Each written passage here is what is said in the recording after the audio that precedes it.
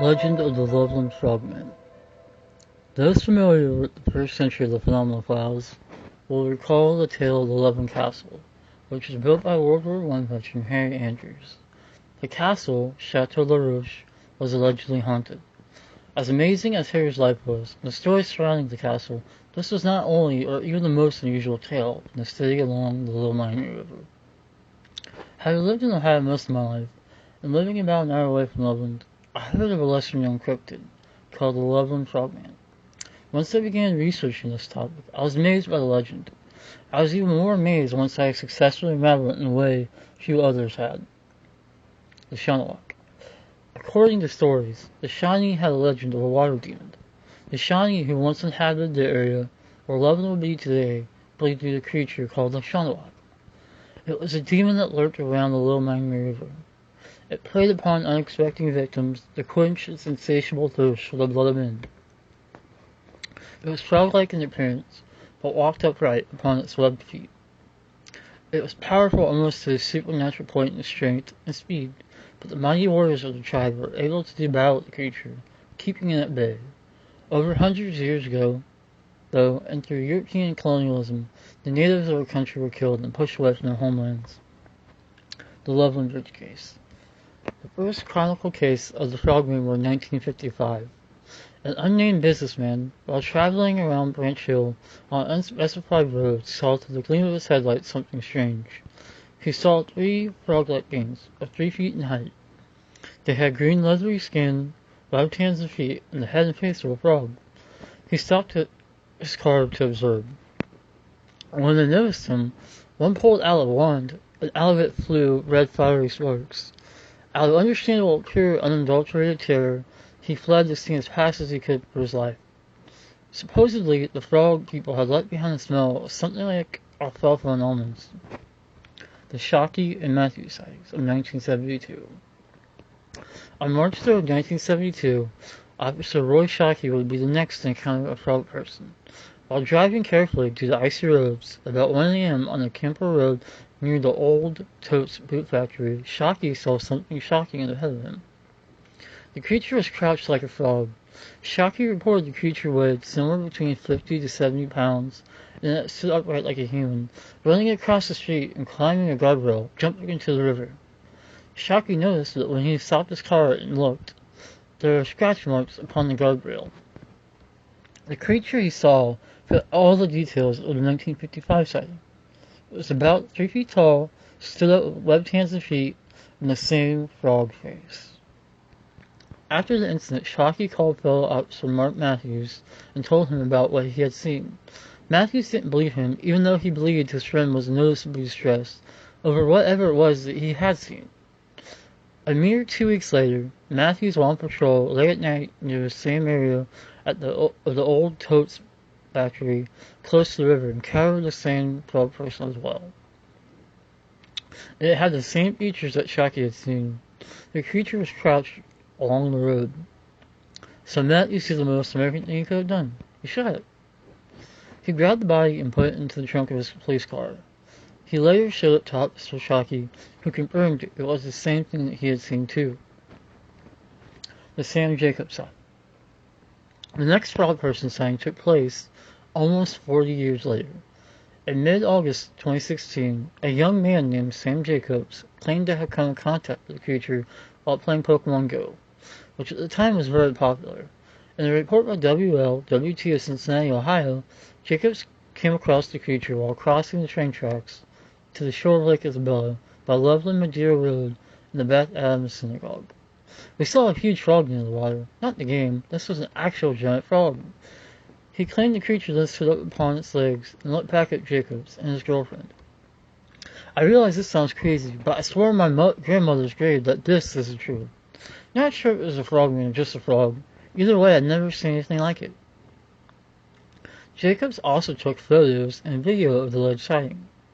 While the video is not of great quality, the photos seem to indeed show a non-human bipedal creature with glowing eyes in the water staring back at them. The creature, according to Jacobs, was about 4 feet tall, having the same frog-like qualities correlating to the previous sightings, perhaps as alluded to. the truth about the Shockey and Jacob sightings. When researching this topic, it reminded me of a game often played by school children called telephone. When children play telephone, they sit in a circle and one child will whisper into the next person's ear, going into a circle until it goes back to the first child. Often the last statement, going back to the first child, will mutate into something totally different, like in our case, a frogman fantasy. In 2016, following the Jacob sighting, in an interview with Channel 9 WCPO, a now retired officer Mark Matthews dispelled the idea that either he or Shockey had encountered a frog person. When recounting his reaction to the Shockey sighting, he said, "Naturally I didn't believe him, but I could somehow tell from his demeanor he did see something." A mere 2 weeks later, Matthews as well would encounter the same creature. Upon seeing it, he shouted, adding, "I knew nobody would believe me, so I shot it." What he captured, according to him, was a 3 to 4 feet long iguana. That thing was half dead anyway when I shot it. After shooting it, he put it into his trunk. Later, after being shown, Shockey agreed it was the same creature he had seen. Matthew speculated it was a pet somebody had let go of, or somehow gotten loose. The reptile, being cold-blooded, would hardly fare well in the cold conditions of an early March morning. Also, it's worth noting that iguanas can easily be 3 to 4 feet long in length. They can also lose their tails, and some can even walk upon their hind legs. It's possible that this perhaps was the case for Shockey. Shockey, having lived in the area, probably heard the 1950s tale, and due to not knowing what he had seen, connected it with the legend. Matthews thought the iguana was looking to use the water from the factory pipes that were used to cool the oven to stay warm. It's a big hoax. There's a logical explanation for everything. Also saying, it's like Bigfoot and all that other stuff. I don't believe in Bigfoot either. Matthews came out to set the record straight after an author of urban legends used his story for a book, but left out the fact that it was just an iguana, also due to the Jacob sighting. This to me cast doubt on the frog sighting of Jacob's. What about the 1955 sighting, you may ask? Well, let's go back to the game of telephone. Over time, legends are usually exaggerated, and to get the full and complete story, any good reporter will tell you you have to go back to the original source. Leonard Stringfield and Ted Bloecker. After waiting to receive information on varying websites and blogs to get as much information as I could, I wondered where the first story really came from. While I would never lie, I did indeed lay out the legend as normally told before attempting to tell the story based on what the evidence seems to show, when the story is traced to the sources, like I just did with the Shockey and Jacob sightings. Upon my research, I learned that the 1955 story was not as vague and ambiguous as most retellings are. And in fact, it was much more rich in detail and far stranger than any of the others.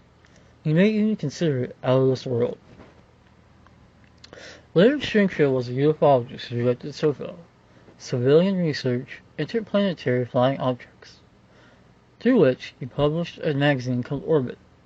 In the September 2nd, 1955 edition of Orbit, the legend was born.